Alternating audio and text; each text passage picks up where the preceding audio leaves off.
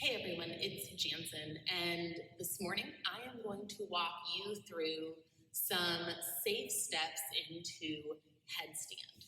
Now, headstand is a posture that I fell in love with in my very first yoga class. I showed up one morning and I saw the teacher do a headstand, and I thought, how much strength that she was using and how much balance. It just seemed like something that was really cool that I wanted to try. And as I advanced in my practice and my understanding of yoga, headstand has become a really grounding posture for me, helping me pull energy out of anxious thoughts, even helping me notice when I'm a little bit scattered and all over the place, because it turns out it's really hard to balance on your head when your mind is scattered. So this is one of my very favorite postures, and I'm so excited to share it with you. There are a couple of things to keep in mind. They're called contraindications, or essentially reasons why you might not want to practice headstand. And so if you have a back or a neck injury, if you have a heart condition, or if you have high blood pressure, you might want to connect with your primary care physician before you start practicing headstand on a regular basis. So please, especially as we're at home, keep yourself safe first and foremost. This practice of yoga is not about the postures, even though they look cool and pretty. It's about taking good care of ourselves. And there are a million different ways you can ground frenetic energy without standing on your head. So if you, again, have a back or a neck injury, high blood pressure, or a heart condition, please be very cautious and connect with someone who knows your health history before practicing headstand. And if you're like me and you have low blood pressure, this is probably not something you want to start your practice with. You want to get your body moving and your heart flowing before you go ahead and stand on your head. And so before I walk through the practice, there's a couple of things that you want to keep in mind with headstanding. One is that just like with every other yoga posture, we're trying to move away from gravity rather than being sucked down into it. So that means there's a lot of muscle engagement in this posture. You want your neck to be long the whole time, and you're actually going to be pushing slightly upward with your head. And then there's two different variations of headstand. Shirshasana A, supported headstand, where you have your hands in a clasp and your forearms are pressing down. And in this variation, not only is your head pressing, but your arms are pressing up as well. I'm not sure if you can see it, but there is a general upward motion when I imagine myself headstanding. And you're going to be doing that same thing when you're upside down. In Shirshasana B, tripod headstand, it's going to be the same thing. And so you're going to be on your head and pressing with your hands rather than falling into gravity. And so that's important to understand before you get upside down, because once you're upside down, there's a whole lot to pay attention to. But the good news is there's lots of steps along the way. So I'm going to walk through them slowly and then give you a chance to practice. So we'll start with Shirshasana A, supported headstand. Step one is your arm position. You want your hands clasped, but a gentle opening between your palms. Imagine like you're holding on to an egg between your palms, but your fingers are clasped. So a gentle opening of your palms, and your elbows are going to be shoulder width distance apart. So when you set your hands down, you're creating a small little triangle, and the back of your head is going to go up against the back of your hands. Now an easy way to judge which part of your head you want on the ground is to find the crown of your head, that nice top spot that presses up when you lift your head up into your hand. It might be a little bit higher than you think. So right in the center of your head is what you want on the ground. So find your clasp, get your egg in there, elbows right underneath the shoulders, make a firm stance on the ground. Some people like to tuck their pinky. It doesn't bother me that much, but if tucking your pinky helps you feel more grounded, please feel free to do so. Place the top of your head on the mat so that the back of your head rests into your grip. And you're going to come into this dolphin pose variation with your head on the mat. Now, right away, you're going to notice that tendency to want to melt into the mat, to let gravity win. Don't let gravity win. Press into your forearms, press in slightly to the top of your head. Gentle tuck of your chin here to keep your neck long. And then you'll walk your feet in, tuck one leg, come up onto tippy toes to tuck the other. And then press down through your forearms, press down to the top of your head. There's very little weight in your head here. Your forearms are doing most of the work. And so one important thing to keep in mind, especially with headstand inversions, is you don't want to kick up in the headstand.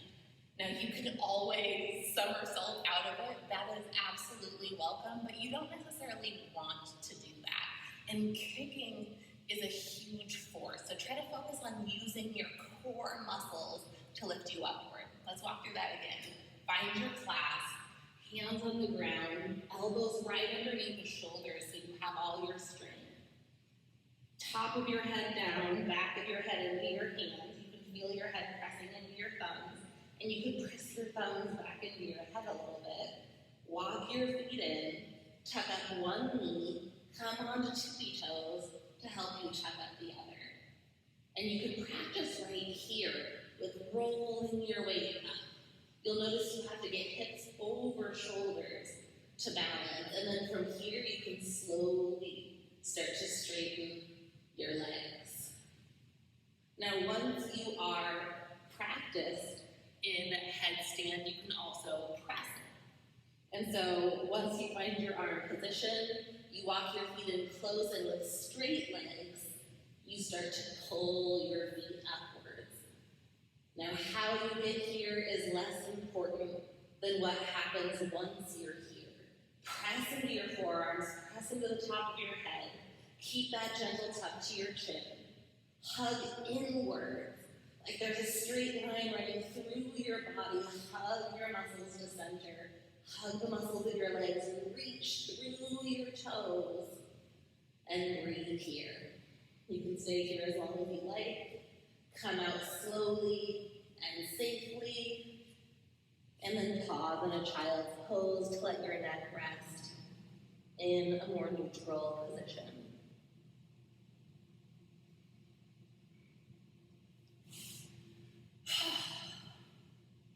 Take your time, play, press pause, and come back for Shirshasana B.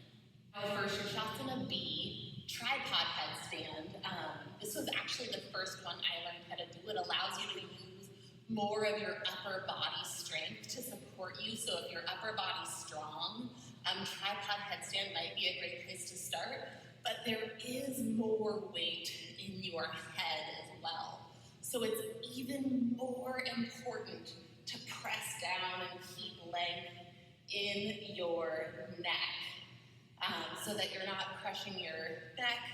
That upper cervical spine is really important. I worked for chiropractors for too many years to neglect neck health. And so keep your neck long no matter what handstand or headstand you're in. And for tripod headstand, you're creating that same triangle shape, except for instead of your elbows, your hands are going to be down.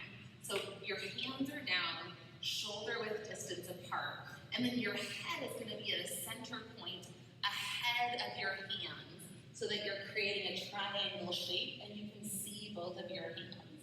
You're going to press up onto your feet and feel that weight in your hands and your head. I need to adjust here. See, you got to practice instead of jumping into it so you know when you need to make adjustments. Now you want to clearly see both hands so they're not way up here beside you. They're behind your head. You're pressing down into your hands, elbows are tucked in, and then you can walk your knees onto the backs of your arms for a tripod. And this is a really great place to start getting comfortable upside down and getting comfortable with weight in your head. My elbows are pulling in, my hands are pressing down, my head is pressing down, and my chin is tucked. And so again, take a quick pause. This one involves a lot of stretching your wrists, so you might want to do some wrist warm-ups first. Plant your hands, plant your head, lift your hips. knee to tricep. And you can stay here. This is a great place to practice. Or again, from your tripod, hug your knees to center. Send your legs straight up. More wings in your head, so keep pressing down through the top of your head, gentle tug of your chin. Press through your arms. And then you can come back down to your tripod, and you can safely get out into a child's pose, or even resting in hero's pose, to let your neck rest in a neutral position. Now, a couple of other things to be aware of with your headstand practice. There are some schools of thought in yoga that think that women should not practice inversions where your whole body is above your head when we're going through our cycle. Now, I will leave that up to you. You can look up the history and the understanding behind that school of thought. The thought is that why stop what gravity is trying to do, essentially, but do what you think is best for your body.